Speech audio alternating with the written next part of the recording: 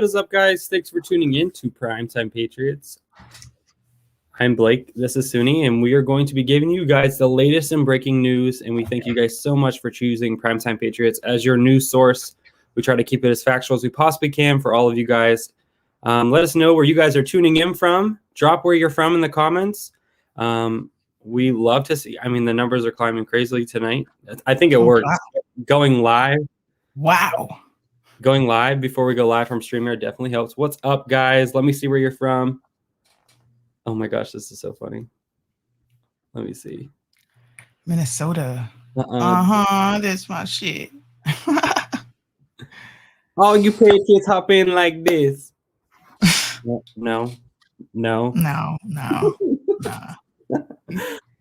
I wasn't feeling I didn't feel it. Damn. I gotta go.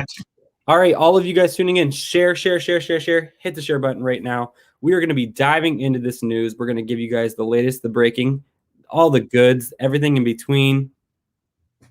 Suni. But we have a video here for you guys to start the show off tonight. This is super great. You guys are going to enjoy this a lot. And here we go. To the Democrat voters of America, congratulations. You got your wish. Your leader has been installed, and evidently the ends justified the means. But all that glitters is not gold. And as the saying goes, be careful what you wish for. So let's check the scoreboard and see if you got what you wanted. Joe Biden said vote blue and $2,000 stimulus checks would go out the door immediately. Did you get those stimulus checks? No? Let's keep going. Your party pushed the concept of student loan forgiveness, but then Joe Biden rejected the student loan forgiveness plan pushed by many other top Democrats. So did you get student loan forgiveness? No? Let's keep going. Your leader said they had a plan to beat COVID, then turned around after being installed and said they could do nothing to change the trajectory of the pandemic over the next several months. So did they have some radical new plan? No? Let's keep going. In his recent town hall with Anderson Cooper, Joe Biden said he didn't have access to the COVID vaccine before he took office, even though he got the vaccine in December of last year and was on camera when he did it. So was what Joe Biden said true? No? Let's keep going. Your officials pledged to help reduce the cost of prescription drugs, but then signed a regulatory freeze on Trump's plan to reduce the cost of insulin and epinephrine. Of course, this was after the big pharma industry pumped $5.9 million into Joe Biden's campaign. So did your officials help reduce the cost of prescription drugs? No. Let's keep going. Your leaders pretend to be against racism, but didn't bat an eye when Biden said minorities couldn't get on the internet, didn't apologize when he said poor kids were just as bright and talented as white kids, and couldn't be bothered to condemn him when he said if black people didn't vote for him, they weren't really black. And on top of all that, BLM still hasn't gotten the meeting they requested with him over several months ago. So are your leaders really against racism? No? Let's keep going. Your operatives claimed they wanted to put Americans back to work, then proceeded to kill over 70,000 jobs by halting work on the Keystone XL pipeline on day one. So are your operatives putting Americans back to work? No? Let's keep going. Wow. Oh, there's two cages during President Trump's first term. Cages built by Obama while Biden was his VP, by the way, but have no problem putting those same kids in tents in mini mobile storage units now that they're called temporary overflow facilities. So are you still mad about kids in cages now? No? Let's keep going.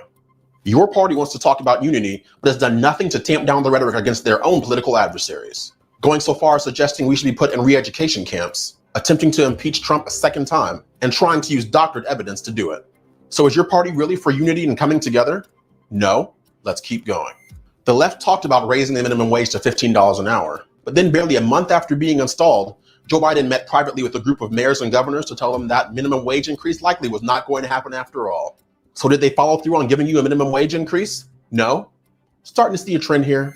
I can keep going, but by now you should get the point. The fact of the matter is, after the way you treated the president who only wanted to put you and your country first, don't be surprised when your new overlords put you and your interests last.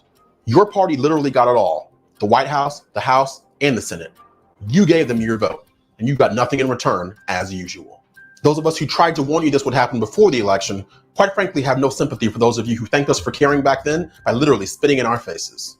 And since playing by the rules clearly does not work with you, get ready for all the smoke. All day, every day. So to those of you proud of these failures of your own party, to those of you who refuse to admit you got played for fools, to those of you who have exchanged the ugly truth for comforting lies, in the words of your favorite globalist puppet, I have only one thing left to say to you. Clap for that, you stupid bastard. Yo, nothing but facts. He's done absolutely nothing. And whoever said that's not relevant, it's not breaking news. You know how many people have not seen that? Do you know how many views that has? Only 13K. Just saying. We're going to make it go viral because Primetime Patriots makes the facts and the truth go viral. But before, I have breaking news since that wasn't good enough for your taste buds. But did you guys watch today that the Mississippi judge ruled in favor of a new election following an overwhelming evidence of mail-in ballots fraud? This is a news article. You can come at me, Facebook. This is actually happening. This is real news. Don't come at me for it. I'm just reporting real facts here for you. Fact check it, fact check it, fact check it. But the race in question is a Democratic primary that occurred on Ward 1 in Aberdeen, Mississippi. Okay? For this position, alderman between candidates Robert Duvall and Nicholas Holliday. Okay? The judge's ruling revealed that 66 of 84 absentee ballots, nearly 79% cast in June runoff, were fraudulent. Notary Dallas Jones, responsible for authorizing the fraudulent ballots, testified that she notarized about 30 or something at her house alone. The investigation also found that 83 regular ballots were counted without being initiated by election workers.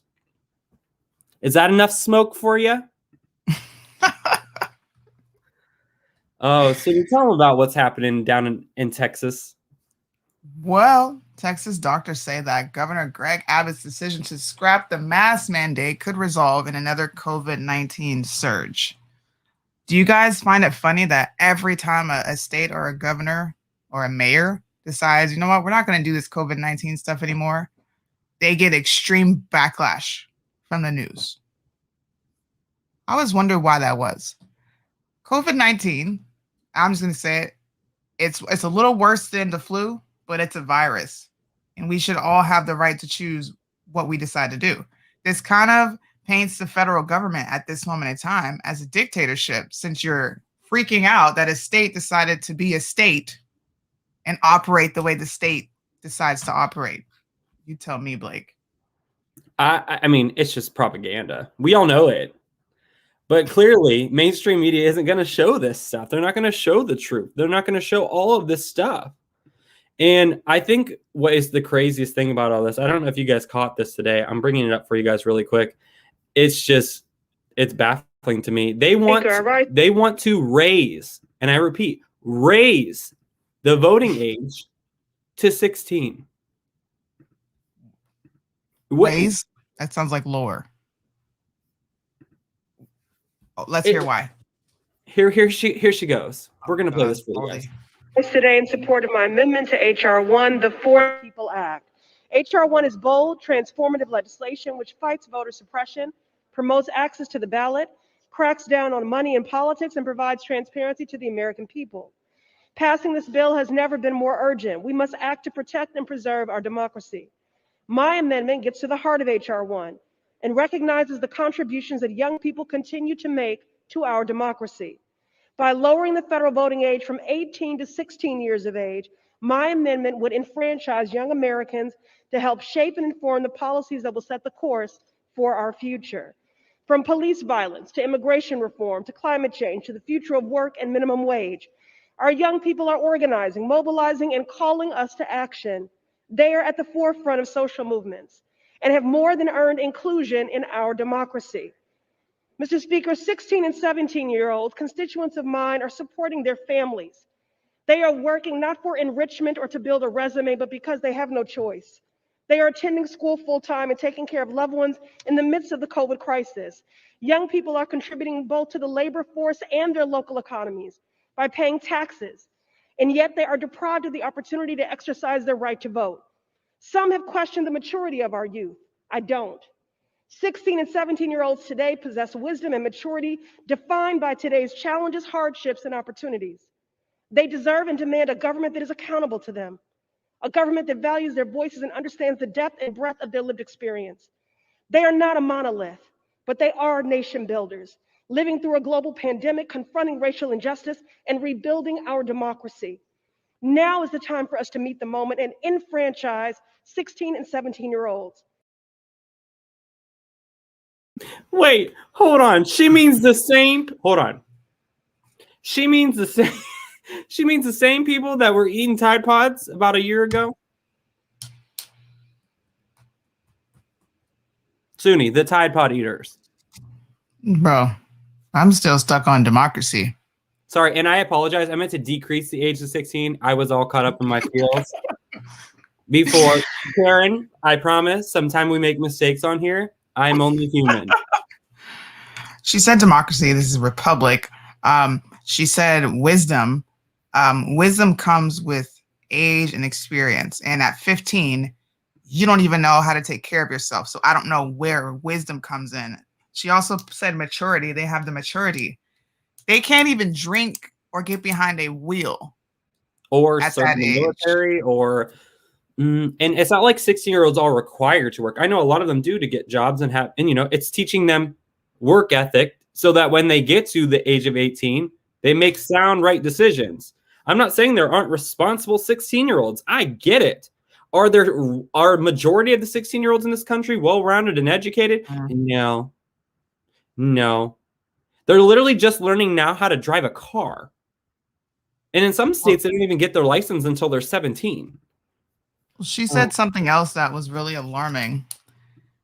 She said they're taking care of their families in the middle of a pandemic. I don't know what 16-year-old take care. I mean, I know it's out there and it happens, but she made a really blanket statement that all 15 and 16-year-olds have this maturity level to be able to decide who should and shouldn't be president. If they're taking care of their families, what are you doing about it, Senator, to make sure that they don't have to run into stuff like that? That would be where you should step up and do your job. You're looking to give them rights. Mic drop. And they don't even know their rights. I guarantee you, they don't even know what the freaking Constitution says, nor do they know their Bill of Rights. So voting, do your job in your own state first, and then we can talk about the age of voting. That's But it gets better. So before you go, because Suni has another show here shortly. But guys, the House of Representatives is hastily trying to wrap things up and will not be in session tomorrow due to the threat of violence at the Capitol. A conspiracy theory says Trump will again become president on March 4th, and they're freaking trembling in their boots. They're saying we will not be in session at the Capitol. We're scared for another whatever they're trying to do. And it's, Lord help us. All right, soon. Look, man, this is my last piece of breaking news. Joe Biden will not have a press conference, and everybody has to be wondering or questioning why. Why has he still not had his own press conference in front of the American people? Why is he not able to be questioned by media? Anytime he's in front of the media, it's like a set time where he knows he's going to be there. And I guarantee you they give him the questions ahead of time and they softball him the whole time. 43 days. Imagine if Trump didn't speak for 43 days. Oh, man. It would be a rodeo show. It would be freaking, it would be World War III.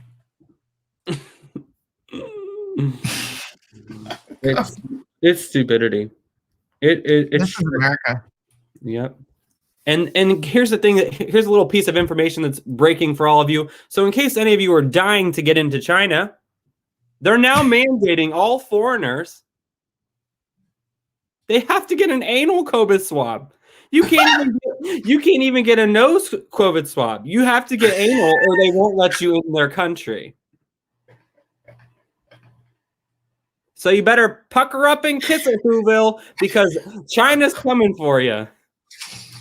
Oh, I got 30 seconds, bro. The 25th Amendment is coming.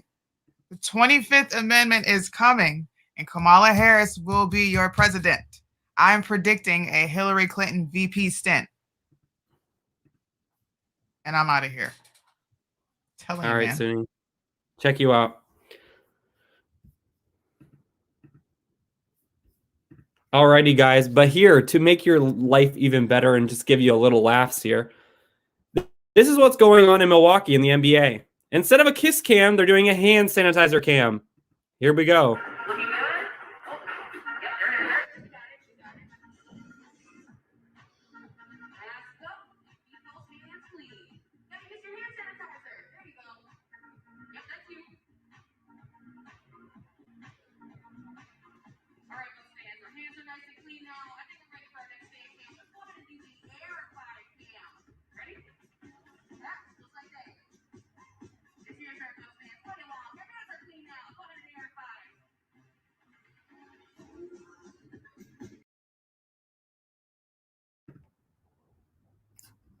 Does anyone else think the hand sanitizer thing looks like mildly inappropriate, or am I just a child? Air high five! Put your mask up. Oh, for the love. But I have some other breaking news for you guys. The bill that was passed today in Arizona would give convicted sex traffickers life sentences. And the Arizona House passed it today to vote a 51-1. The only one was it a Republican? No, it was a Democrat. Her name was Pamela Powers Hanley, and she voted against the bill. But that's not all out of Arizona. A statement just released a little bit ago by Sidney Powell says that Jonathan Pulitzer, the same man who was at the complete audit in Georgia, who was testifying that he wanted to see the ballots, they came out and tried, and they're making statements trying to say, and this is a statement from Sidney Powell. She said, "He has never worked for me, and the rumors and accusations about him being fired are false." So more is developing out of Arizona. We're waiting on that. But I'm going to give you one last piece of information here, and then I'm going to hop off here.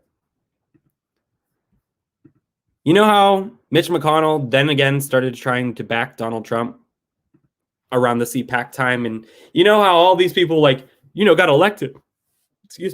Got elected because Donald Trump. They wouldn't have had a chance without him. They're trying to cover their butts now. And Georgia Governor Kemp, which half of America can't stand, said he would absolutely support Trump as the nominee in 2024. Oh, man. It just gets better and better. Donald Trump is a 24 nominee for Republicans. Would you support him? Absolutely. I'm going to support the nominee. As I said again, I work very hard for the president. I think his ideas and the great things will be part of our party for a long time in the future. And Republicans, we need to have a big tent. I mean, there's a lot of great ideas out there. We're not always going to get along, but I think the president deserves a lot of credit, and he's not going away.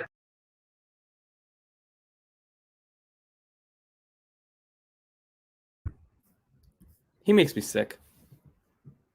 Kemp, you're gone. I would love Herschel Walker to be the governor of Georgia. If you think the same thing, let me know in the comments. Kemp, you're gone. Bye-bye. Georgia people do not like you. Republicans in Georgia do not like you. You're a bandwagoner. You only go when things are going good. Now that things are looking bad for you, you're trying to hop back on the bandwagon. Listen, that one-trick pony is gone, and you're going to be gone. So have a good day, Kemp. Also, if you guys didn't see this today, Kayleigh McEnany is going to go on, let me see really quick. Jen Psaki, whatever her name is, Raggedy Ann, is happy to face former Trump spokesperson Kayleigh McEnany on Fox. I don't know about all of you guys, but I would do pay-per-view. I would pay to watch that. Because you're going to have the circle back girl with the circle give you a fact check girl. And it's just not going to be a good mix. But that is all I have for you guys tonight. This is our breaking news. This is everything that's going on around the country. Stuff that's actually going on around the country. The actual factual information that's going on around this country. We love you guys. We want to remind you guys that if you guys want to support us, just go to primetimepatriots.org. Get a great shirt. Rep it out on the streets. It's great. It's an easy way to support us. And as always, get the shirt that says Make America Think Again, because that's our goal and mission here at Primetime Patriots. We love you, and I hope you guys all have a safe night. If you guys ever need anything, reach out, and we'll be there for you. Have a good one. Wrong one.